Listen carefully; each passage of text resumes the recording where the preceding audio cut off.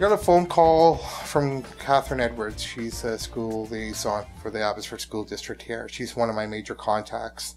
A lot of my referrals come from the Abbotsford School District. We also get them from the Abbotsford Police and the Parole Office and concerned people, you know, just learning about what we do. This one youth came to us because he had a lot of issues. He tried to vandalize the school in a very bad way. He caused a lot of commotion, a lot of heartache. He displaced a lot of people. On top of that, he liked to fight. He got involved in 2 to 3 fights and whatnot, so he was facing charges on that. He'd been suspended from school. He came into our office and he had this chip on his shoulder, this arrogant, cocky son of a guy, you know, just walking in like this. And he's there with his mom, who was just like, you know, she comes up to my armpit. I'm 6'1". She's a little lady. And, you know, she was at her wit's end. She didn't know what to do. And I kind of looked at him and he looked at me and I said, okay, you know, this is where it starts, if you're prepared. He was apprehensive. And they mostly are. All of them are apprehensive when they first meet me. And the first thing I said to him was like, I'm not a cop. I'm not a school teacher. I'm not a school board member.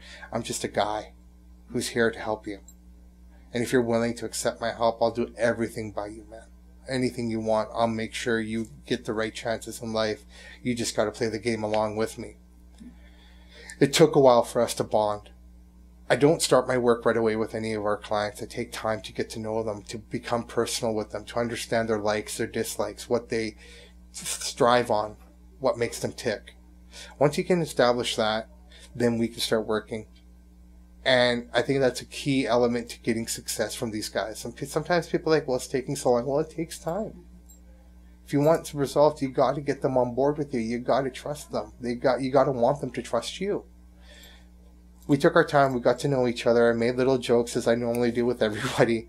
And, you know, he didn't laugh at first, but then he kind of got into it and he started doing his thing. And, you know, now let's fast forward to today. I mean, we went through a lot. We dealt with a lot. We worked through a lot of things. We sat with the parents a few times. It came to a point where I suggested to the family that maybe you guys should move. Maybe this community isn't good for him. Because he was getting involved in other things, and because of the residue of the things that he had done in the past, it was still following him. And because of that, I almost suggested, look, if there's an option to go somewhere, that might be the best chance. The school board didn't want him to go to school, and nobody wanted to give him the opportunity to do anything. But we worked really hard. He went through counseling. He did all the things that I've asked him to do. Today, he's working 2 jobs. He's on the verge of completing his graduation. He wants to go to law school when it's his turn, when he gets the opportunity to. But we don't stop talking about the things, you know, that are important. I see his family. They have this glow in their eye that I never saw before. They're so happy. They're so thankful for everything that's kind of come along this path for him now. And they keep saying it's because of me. It's because of me. And I say, no, it's because of him. The one thing I want to clarify, I don't tell anybody what to do. I refuse to. I like to think of myself more as of a guide, as someone who's there to show you the path. And it's up to them to decide what they want to do. Life is a multiple choice exam. We live it every day. We write it every day. We're always given choices. It's up to us to pick the ones that we think are right. And if they're not right, then we have to pick ourselves up, dust ourselves off, and go to the other options and see which is the right one. I guess one of the greatest moments that I had is when he started to call me. He called me one day when he got his job. Ranj, I got a job. Oh, where? You know, I'm working at the cinema. I'm like, awesome, good for you. He goes, yeah, I'm excited. Thank you so much. Thank you for everything. I'm like, dude, I didn't do anything, bro. You did all the work. No, you drove me there. You took me. You did everything. I go, you sold yourself.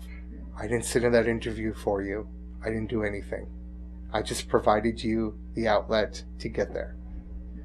And he goes, oh, no, thank you so much. Thank you. And he calls me back 15 minutes later because he got a tattoo recently at that time. He goes, should I wear a long sleeve shirt or should I let the tattoo show? I go, well, that's up to you entirely. Why don't you ask your supervisor if that's okay? They say it's acceptable. Okay. 15 minutes later, Ranj, should I wear a black t-shirt underneath, or should I? And I got off the phone with him, and I'm sitting there thinking to myself, like, you know what? This has gone beyond youth worker and youth worker and client relationship. This guy really finds my opinion important. He really relies on me, and to this day, he'll call me constantly. It doesn't matter. It's Saturday night, and I'll be out to dinner. I'll be doing other things, but I'll get a phone call from him.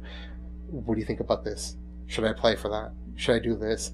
What about my resume? How can I do that? You know, these little tangible pieces. And that was probably one of the greatest moments that I've had. That was the day that I realized that I am doing the right things.